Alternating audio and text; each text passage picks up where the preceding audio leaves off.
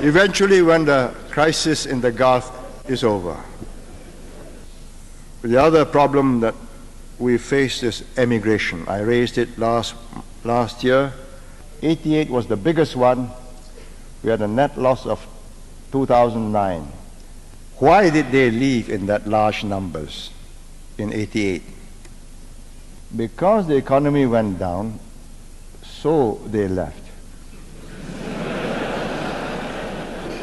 That means the moment we make slow growth, since I'm going to have slow growth in Singapore, I might as well have slow growth in Australia. So many leave, right? But you see how many renounce? Very few renounce. So they have been keeping their Singapore citizenship. Because the Singapore woman is not so stupid. She knows that white men marry you freely, they also divorce you freely. Our graduates, women, are marrying mostly Caucasians, and I believe we cannot leave it as it is. We are going to lose a trained woman graduate, and we also lose the husband who's going to be a plus. So if they are highly trained, I say, give them the PR. After 2-3 years, they can adjust, they want to take citizenship, let them. Then the children will become citizens. You know, there are innate prejudices, and I do not pretend that I don't share those prejudices. I do. I mean, if one of my sons had come back and says, oh, I've got a young lady whom I've met in America, and my first question is, what color is she? Now, these are extremely difficult problems, but we got to face up to the problem and not dodge it. We have to desensitize questions of race, language, questions of culture, so that we can talk to each other in a calm, rational way. There's no use, it's futile kidding ourselves. These are important things, but at the end of the day, remember, if a thing is going to get better, if you leave it alone, then leave it. Maybe it'll get better. But if you know it's going to get worse, it's totally irresponsible to leave it. The recognition that there is the problem is the beginning of a solution. Another issue which was also very sensitive, and I give credit to Goh Chok Tong for having the gumption to tackle it, to reverse our population policy. Yes, people grumble, why are we changing policy? Because circumstances have changed, and a continuation of the policy will be criminal neglect.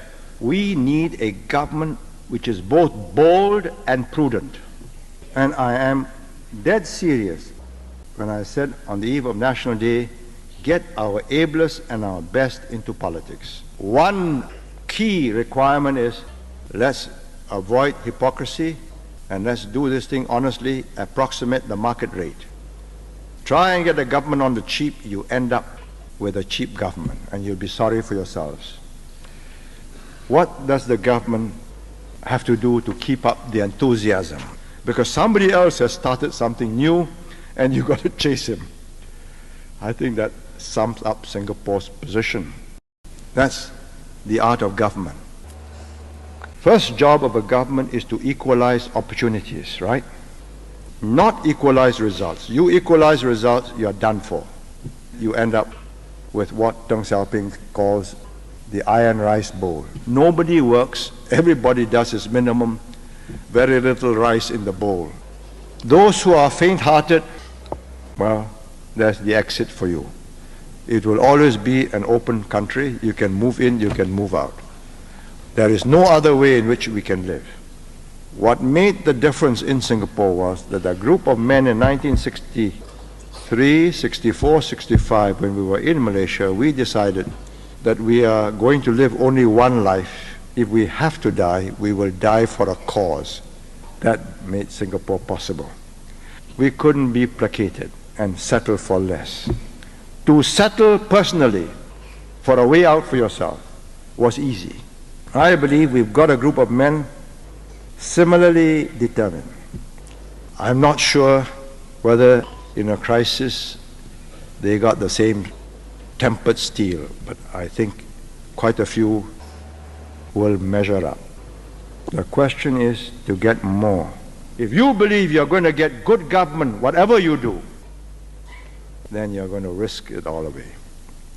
You vote in jokers, cranks, weak men, charlatans with some gift of the gab, you run a very serious risk of losing everything you have.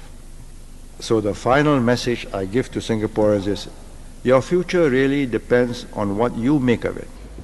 The government can give you that framework, can give expression to the will of a people, but the people must have that will.